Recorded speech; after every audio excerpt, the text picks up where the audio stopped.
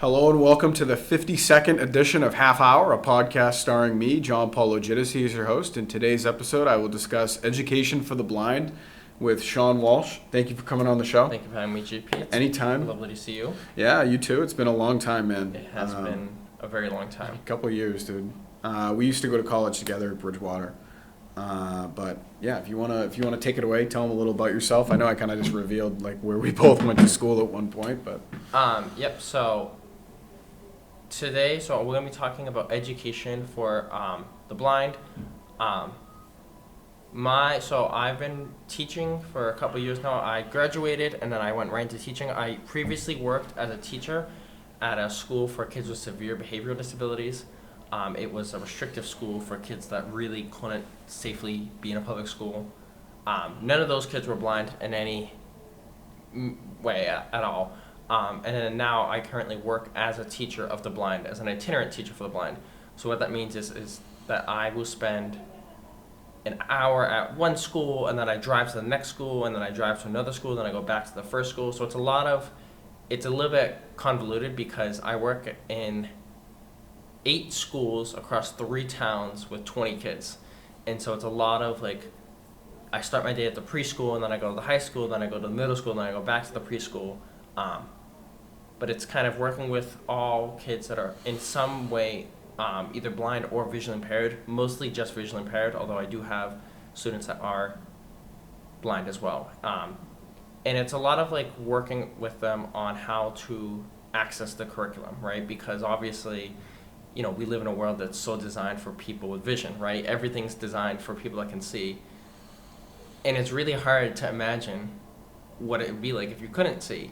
And, you can't read a book if you can't see, obviously. So now how do you get them to read the textbook if they can't see the textbook? You know what I mean? So it's a lot of things like that. And I just want to say I think it's really nice that you work in this field.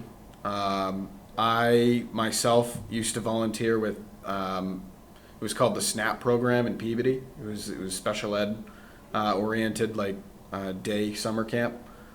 So I sort of understand a little bit, working with people with special needs and how trying it can be. But I just want to give you an extra congrats, or an appreciation, because yes. I think it's really important. And my mom, I was telling him earlier before we even hopped on that my mom worked in education for a long time. I believe in the special ed field for a period of time as well. So yeah. It's a challenging field, but it's a good rewarding field to be into. It's such a fun field because a lot of the times, especially the kids, they don't really have a lot of the times especially the more severe disabilities, and if they're blind and whatnot, they don't have a lot of things that you kind of take for granted. And so to be able to give that to them is very rewarding.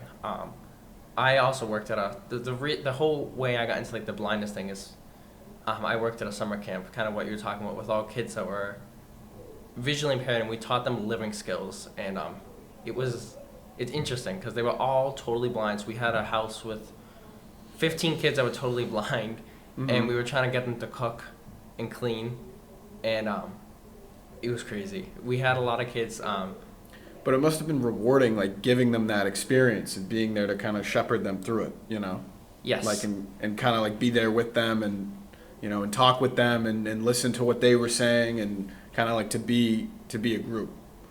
No, it is rewarding. Yeah, it is. It was very rewarding. Mm-hmm. And I think that, we made a lot of progress. And now at my current job, I've made a lot of progress.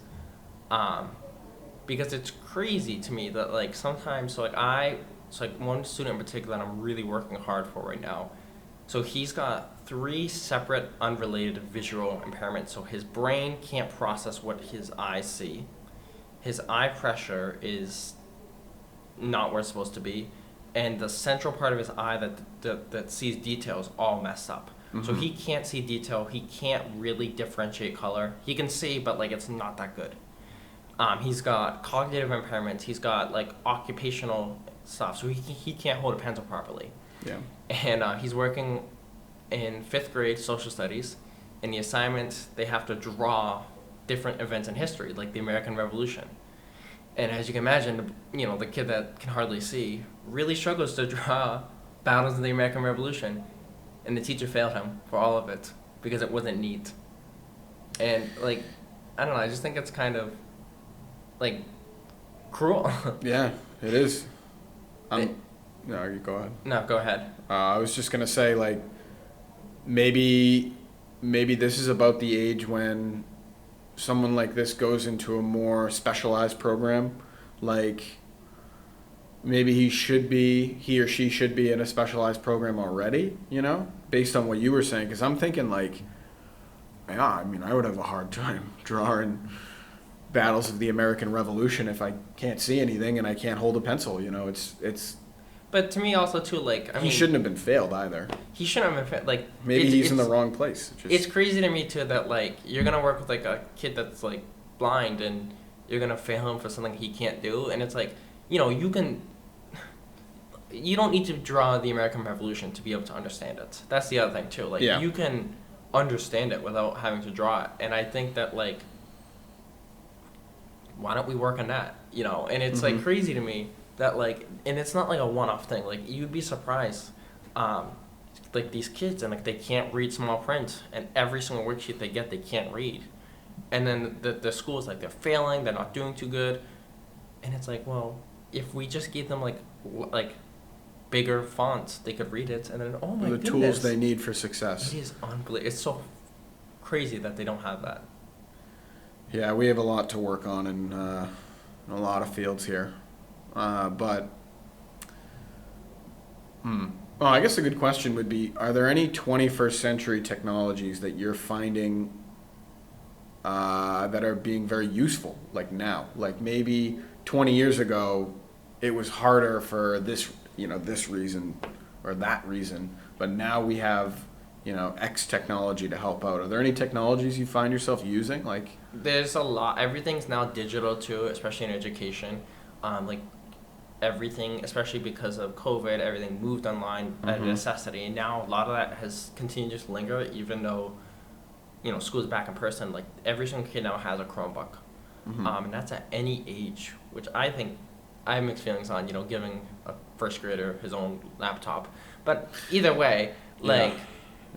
Everything's online now, which is really nice to have because there's so many things online that you can do to make stuff accessible. And it's super easy to do on like Google. Google really strives itself. Google and Apple in particular are two companies that they're like the pioneers of accessibility. And I think that they're doing it, for when they're the first to do it, then they get the more customers, right? So I don't, but the end result is still the same, that they're making things so much more accessible online. And I mean, but in terms of actual devices, it's crazy.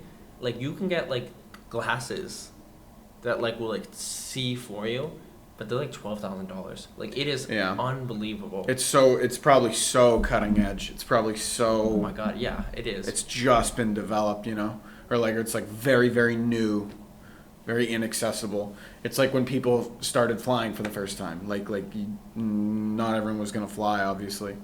But I'm hoping, after what you were just saying now, the thought I'm having is that I'm hoping that, Google and Apple pioneering this way, and also those glasses you were talking about, trickles down like it always has, Maybe that's not the best term, but... No, I know. It's still when cell phones first came out, not everybody had a cell phone and they weren't accessible. But now, a lot you can install a lot of stuff into an iPhone, for example, and so you don't have to buy anything special. Obviously you have to purchase the iPhone, which for some people might be a hassle or not feasible, but for the most part, everybody in our society now can have access to these tools, and they're just becoming more. It's a lot of the stuff too that they used to have to pay for is now being just built in. So now you don't have to buy anything extra as long as you have an iPhone. And the training how to use it, anyone can use it, which is really kind of neat to see. Yeah, because I'm thinking about how I use the maps constantly. I like Apple Maps. I use it, maybe not to navigate, driving somewhere. I used Waze on my way here. But if I'm like walking somewhere, or if I'm like looking at the map and like trying to figure out like which metro to take or something, I'll look at Apple Maps. It's such a it's so good that we live in this era now that we have access to all these things, so that people who are, impaired in these ways can use like the audio, for example. Like it's very I think on the iPhone you can scan text, or you can get an Yep. app that just scans the text and it'll read it back to you. A lot of that stuff is newer, and it's not the best. They have a lot of stuff for currency, um, and so like I actually had to download one and I had to use it, and it's funny because it worked with foreign currency, but it wouldn't work with American. You had to pay for that feature, Hmm. which kind of Yeah, the pay to play apps are annoying. well, yeah. I mean, not that you're playing it, but yeah, it's the same idea. But they have two apps on your phone where you can, like, if you're going to the grocery store and you need to buy like frozen peas, you can use the app and it calls somebody and they act as your eye, and then like you can like show them, hey, are these the peas? And then like they'll tell you, yep, you're buying peas, which is I think is kind of cool to do. So, jumping back a little bit, like what got you into this field? Like I remember you explained it a little bit to me before we hopped on here, but like for the audience, like what was that moment where you were like, this is where I want to be? Because I remember when we last touched off, you were working more in just the special needs area, like kind of in general. I remember that. That was in 2019. Yep. But at the end of 2019, so almost probably more than 4 years ago. Right before the pandemic. Dude, I never thought I'd like feel a little old, you know. I can It's- only imagine how it's going to be like 10 years from now or worse. But like, all right, so my main question is when and where, like how were you just like, this is where I want to be? So I've always had like a weird fascination with like blindness. The idea of seeing, it's a little hard to explain, but so if you're totally blind, you don't see anything, and that means you don't see black. It's not like you see when you close your eyes. It's like trying to imagine what you thought before you were born. Nothing, because it doesn't exist. That's Right. kind of what like people, it's a weird thing. Like, what do you see behind your head? You don't see anything, and that's what they see. They don't, it's not that they see black, and that to me, just like the idea of that, it really like it's so hard to comprehend, and I don't comprehend it. You had me thinking about it just now. I was thinking about like what's behind my head, and I don't see black at all. Right. I'm trying to it's imagine it nothing. as like there's no stimulation, like nothing. Yes. And then COVID hit. I wanted to, during COVID, you couldn't leave your house during the initial lockdown. You couldn't do anything. So I figured, why not? I'm going to try to teach myself Braille. It did not work out. I failed horribly at it because I didn't know that in order to learn it with your fingers, the Braille, you have to train your fingers to be able to pick up the tactile difference. Mhm. I didn't know that. I learned how to read it using my eyes, which you're not supposed to do, obviously, if you're blind. Right. I tried reading Catcher in the Rye in Braille. I got through 2 chapters in about 4 months, and then I just gave up. Because also, too, like, books in Braille are a lot larger. So, like, for example, like, the Braille Bible weighs 70 pounds. Yeah, because you have to have all the nubs. Yes, And and there it's, has the to be, like, paper that has to be 3D. thicker, and they like the whole like an uncondensed. So there's 2 different types of Braille. There's contracted and uncontracted. Like an uncontracted Braille Bible would like quite literally be like several feet tall, just because like you would just need so much space, because each letter in Braille takes up more space than a print letter would, Mhm. depending on the size of the print and what. Right. So that's kind of, and then that kind of introduction into Braille, I did my honors thesis in that, and then in my honors thesis, I interviewed people that were blind, visually impaired, and I just realized like they all had really awful experiences in education. Every single one of them was like, I failed out of school because they would give me like a book to read and I couldn't read it. And so like they wouldn't let me pass high school. I never learned how to read Braille. I can't see anything and I can't read the print, obviously. And I kind of realized like it's such a horrible thing that all these people went through. And if I feel like I have the power to be the change for the positive in somebody's life, and so I feel like I have the moral obligation to do so.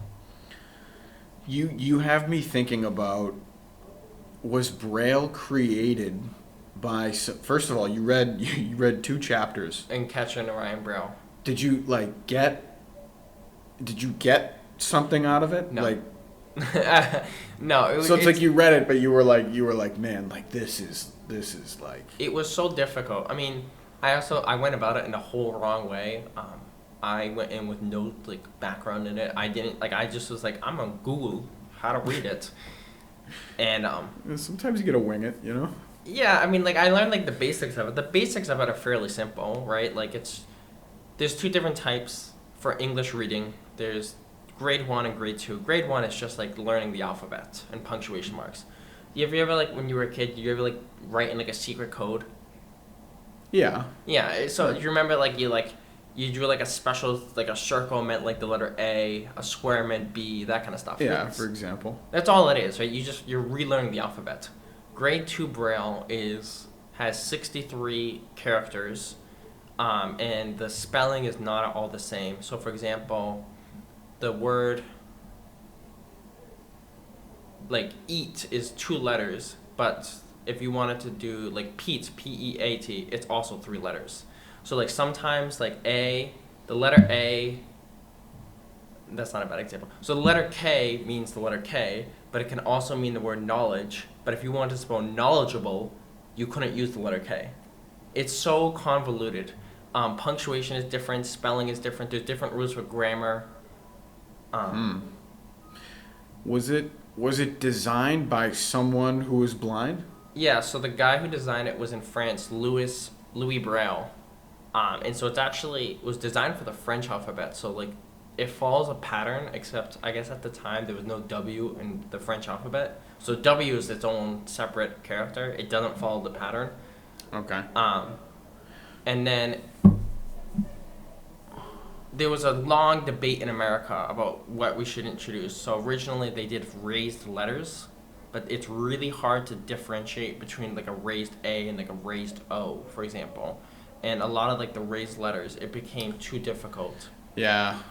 And there was different types of Braille that kind of competed. There was New York Point was another version of Braille where instead of being, it was like letters were written horizontally, whereas Braille they're kind of written in a 2x3 cell vertically. Okay. So first I'm thinking about the first version we had here, which was like the just raised letters. And yeah, like at first it's like, oh, that'll do fine, but it's not, because it's for the reasons you were saying. There's so many other letter combinations that you'd put your finger on it and you'd kind of be like, okay, what is this? And I can only imagine how difficult that would be for someone who's visually impaired, let alone like myself if I'm closing my eyes and doing it. But so for the other one, what was it? New York Point. They don't use it anymore. It was. Was it our Latin letters just turned on their side? I don't know enough about it to be completely honest. It was similar to Braille. It was written using dots, but there was a dotted line, and they were written vertically along the line. So a Braille is combined. It's 2 dots. And then it's a 2x3 array, so 2 columns with 3 rows of dots, and the different each one is numbered. So, for example, if you just raise dot number 1, that's an A. Dots 1, 2 is a B. Dots 1, 3 is a C. I don't know enough about the other New York Point. I just know that it was another version that was developed, and for a while it was favored in America, and then a lot of people, such as like Helen Keller, kind of pushed in favor of Braille, and then they got together with activists over in the United Kingdom, and they developed what is now known as it's considered, the technical term of it is Universal English Braille. So it's kind of like it was an Anglo-American effort to use the base of the French Braille system to basically translate it into English. Kind of, yeah. And then that's the basis for all modern Brailles, I believe, for languages, not for math or music. But so I believe like they have like Arabic Braille, and from my understanding, I don't know, 100%. But from my understanding, it's all based off the French. But like they have Braille in like all of the languages because of course, if you're Spanish, you need to be able, if you're totally blind in Spanish, you need to be able to read. Yeah, you know what I mean? Of So, course, of course. I don't know it's enough the same about everywhere. other language. I don't know. Yeah, I don't know enough about Braille in other languages though. I was gonna say, are there any other competing systems that still exist today, or is it just kind of like Not a Braille has lot. kinda Most been- people don't know Braille. Most blind people don't know Braille. I don't know the exact percentages, but it's going down by a lot. Really? Because, well, it's really difficult to learn, and it's such a niche. Like you have to be blind to know how to read it, right? Like most people that are visually impaired can still see. You can be visually impaired and drive a car, right? Right. You only need 20/50 vision to be able to drive. Mm-hmm.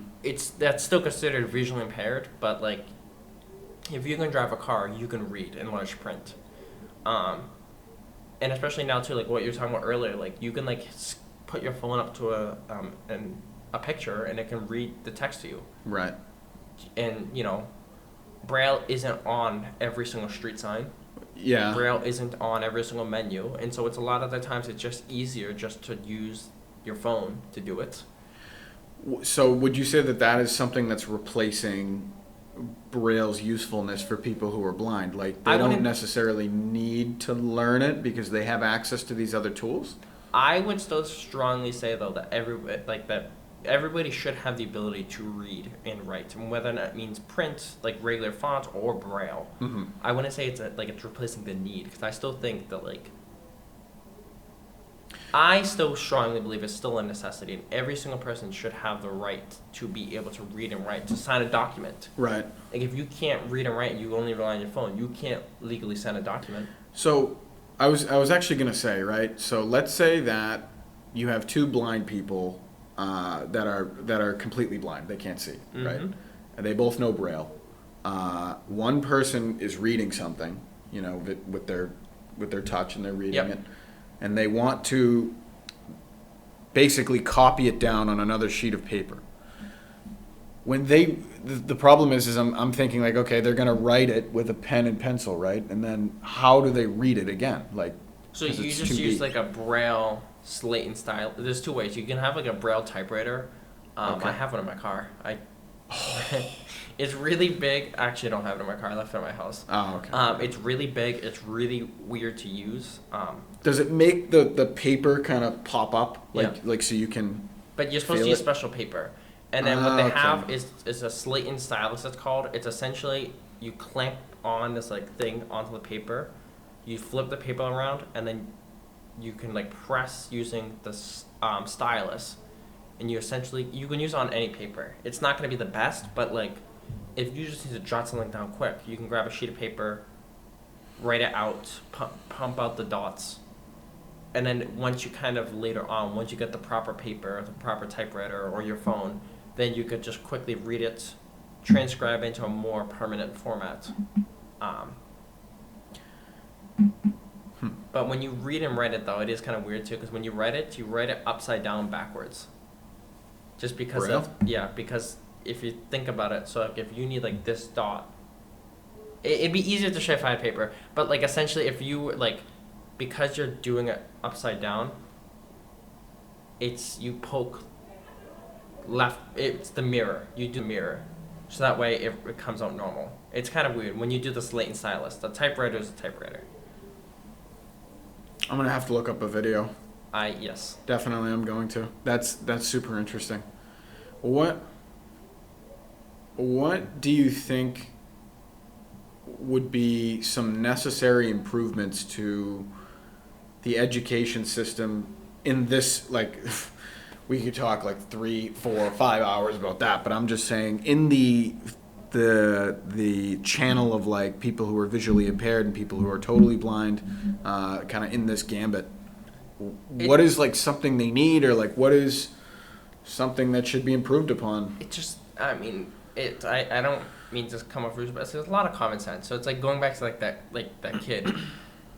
Why are you gonna take points off for the kid's drawing when the kid can't see? He can't see, you know, he can't see, so he can't draw. Right. So, and you're gonna take points off for neatness? Yeah, it's Like you're kind of just an asshole if you do that. I think. yeah. Um, like there are other ways. Like so, this particular kid, he has some vision too. What if you, instead of having him draw a picture, he just goes on Google and finds a picture, And then asks, and then maybe you can, print it out for him. yeah, and you can kind of talk about the picture. Yeah, or like what if instead of like having Get him the draw, audio element in there. right? You know? What if having Yeah. him draw instead, like you gave him like clip art, of a picture. So you cut out a picture of like a British soldier and an American soldier, and then he like makes like he can, instead of having to draw them, you give him the drawings, then he just glues them on to a sheet of paper to like create the battle. So you're still part of the exercise. Yeah, like there are ways in which you can go about it. I not to interrupt, but I will say that teachers, obviously, there's such an understaffing. Now I'm thinking like, okay, what if the teacher wants to do this, but they can't because there's a few other kids in the class that are not behaving correctly, and they're so busy with them, and then this kid needs something else, and you have a class of like 35 kids because there's not enough people, and it's a case by case thing, but I would just yes, say like, yeah. again, like just have him Google a picture. Then he could do that. Like in this particular case, this student can do that independently, and then he can add it to whatever. If you're creating like a Google Doc, if that's what the assignment's on, he can add it to the Google Doc, and then okay, when it comes time, you can ask him to write a sentence about what the picture is. Mm-hmm.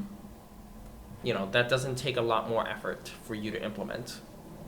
And it's a lot of things Yeah. like that. It's like if you have a kid that can't see small print, maybe don't give him small print. Maybe make it bigger for him. Like you'd be surprised on how much like they have legal documents on what modifications and accommodations are supposed to follow, and a lot of them don't. And then of course the kid isn't doing too hot, and it becomes more work then. Because then if the kid's not doing too hot, now you have to spend more time trying to figure it out and all that jazz when the solution is right in front of you. Yeah. Just common sense, if you have a kid that can't see something small, make it bigger. Yeah. So you think like a lot of these cases are just very easily assisted by someone taking that extra step. Yes. And it's like not necessarily that difficult to do. Yeah.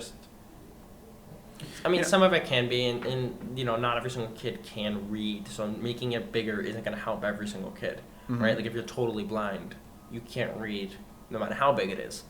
But for most kids that are visually impaired, they can see, they have vision, it's not the same as you or I. Yeah. And so making things bigger would help a lot. Are there any experiences that really stand out to you? Like maybe something you remember that was like, this was a huge moment, either for me to learn about myself or them, or, about like why, studying and being involved in education with blindness is so important. Like, do you have any experience that was like so stand out to you? Like in like a positive way that like really, not in the teaching blindness. I had my last role before that, I was working as an educator for kids with severe behavioral disabilities, and I had a Mhm. moment there that really, I do miss that job, and I do wish I could go back. So a lot of those kids that I worked with, it was kids with physical verbal aggression. So a lot of fights, a lot of threats, a lot of hate language, and these were kids that just couldn't be in a public classroom because they were too unsafe. They would physically harm themselves or others or the teachers, or make threats to do it too often.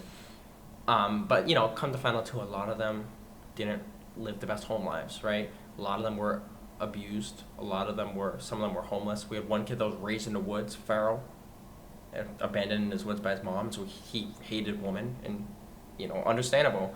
And I had a moment there. I had a kid.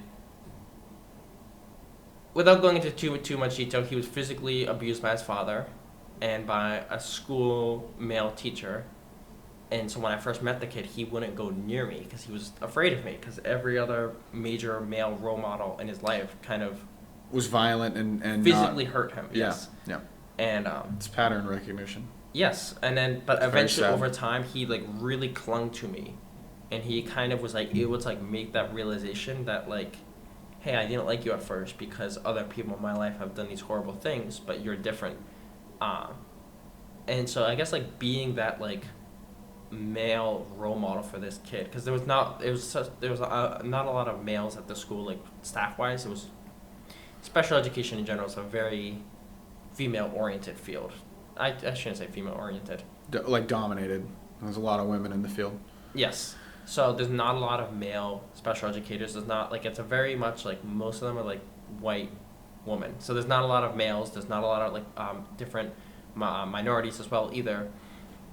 And just to this kid, like I was that one guy that kind of showed him that like not all men are gonna hurt me. You know what I mean? And that was a really impactful moment. I really do miss that kid. Yeah, it's a breath of fresh air to hear about someone who is so interested and devoted to like helping these people live better lives, you know? Like really, I think that you definitely have my thanks. I'm sure that everyone on here is going to feel the same way because not everyone can do that. I know that I got very stressed out working with people who have special needs. I mean, like not to the point where I was like, I can't do this. I did this for many summers. I think I did it for at least 2, if not 3 or 4. But I was younger then. I was like 14, 15, 16, 17. I was volunteering those years. But my point being is that this is not something everyone can do.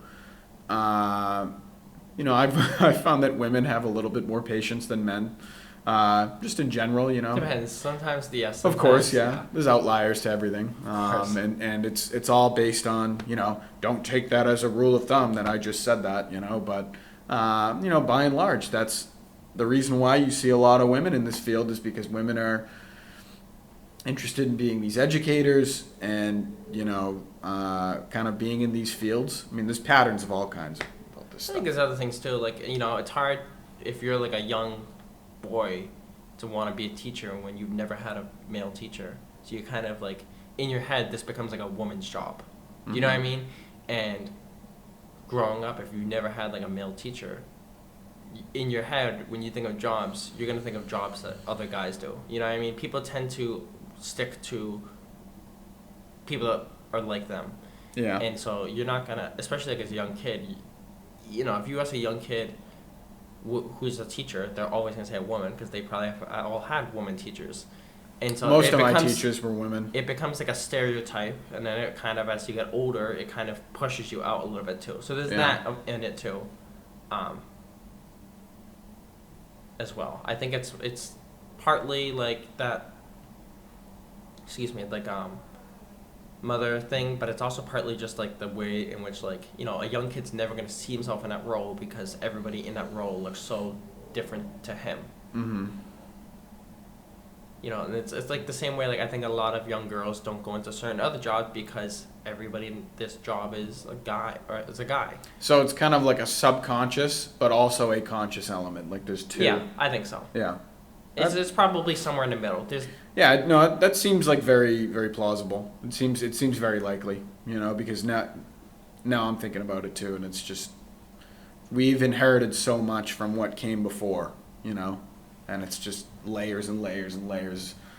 When I was in Prague, I was with a friend, and we were walking, and I remember we were talking about how there's so much knowledge that there's knowledge in the way a brick was laid in a building. Like someone knew exactly like when they were turning it, or like, you know, getting way off topic now towards the end of this, like the Romans, their concrete, we don't know the exact recipe for their concrete. We don't know exactly how they made it, like to a T. Like we can't exactly reproduce it. And their concrete is incredible. It has lasted thousands of years. Yes. And that's just one example of like how there's so much knowledge that we just don't have, or has been lost, or that we're waiting to gain. And I think there's a big attitude with people that are like, oh, you know, we're at the end of it all. Like people tell me all the time, oh, you know, everything's been discovered. Has it? I don't think so. I don't think so at all. Far from it. Yeah, far from it. And, you know, especially working in this field, you've probably had moments that these people taught you something. Like you're teaching them something. Like the student you were talking about, that you were a good role model for him. but I'm sure, maybe you had a student that taught you something. Oh yeah, plenty. I So learned a lot about Roblox and the memes of the younger generation. yeah, they love their Roblox. The skiddly toilet now is No. the big one. I don't even know what that is. Yeah, the skibbity toilets. That's not. A lot of those. That's what I'm learning now. That's what they're teaching me. Do you have do you have anything, we're getting like towards the end now, I suppose, but do you have anything you want to leave the audience with? Like, I guess just kind of like going off like kind of like what we were talking about earlier, and like how like it's kind of hard to imagine like what it is like if like you're blind and whatnot too. It's crazy to me too how a lot of the kids that I work with that are blind, a lot of people that I know are blind, like people that like have no sort of visual impairment think that they know better for them, and that's always crazy to me. If somebody tells you that they have whatever type of disability and stuff, like you should always listen to them, and that because that's always crazy to me. Like trying to tell like the blind guy that they see black, and it's like, well, they know what they see more than you do, and I know that like you might think that you know more than them, but like you in certain ways you might like you know more about like what the world looks like than a blind guy does, yeah. of course, but like you don't know kind of what, just like listening to them and letting them speak for themselves. And their other senses get elevated, I assume. Or is Depends that on the kind of like a... It's some people that do. A lot of the times, especially if it's related to the brain, it's kind of all impaired. So if your eyes are messed up, then potentially your hearing might be better because you're used to using it more. But your brain can also be the cause of your visual impairments. Maybe something is wrong processing so your eyes work perfectly fine, but your brain doesn't. And in that case, your hearing is probably impaired. You probably got other cognitive impairments as well. I see. Do you know what I mean? Yeah. So it all depends. I interrupted you there. I apologize. No, you're okay. Yeah, so if you want to leave it here, I'm down. Well, thank you for having me. It was a Anytime. pleasure once again. Anytime. course. I'm really glad you came on. That was a really good episode. I haven't had an episode like this, I've had episodes that are like, I'll talk about different countries with people. Like when I was in Prague, I talked about, we talked about Germany, or we talked about Iran, or we talked about Russia with people from there. So those all had like a similar running theme, but this was really specific and unique. So I'm really glad you came on. Glad to be here. Thanks. So that was 52. If you liked it, definitely subscribe, leave a like, maybe comment if you want. But that was 52. 53 should be coming probably next year. That was a good one. Did you like that? Happy New Year. Yeah. Yes. So probably in 2024 we'll see the next one. But thank you guys. Peace out. See you later. Bye-bye.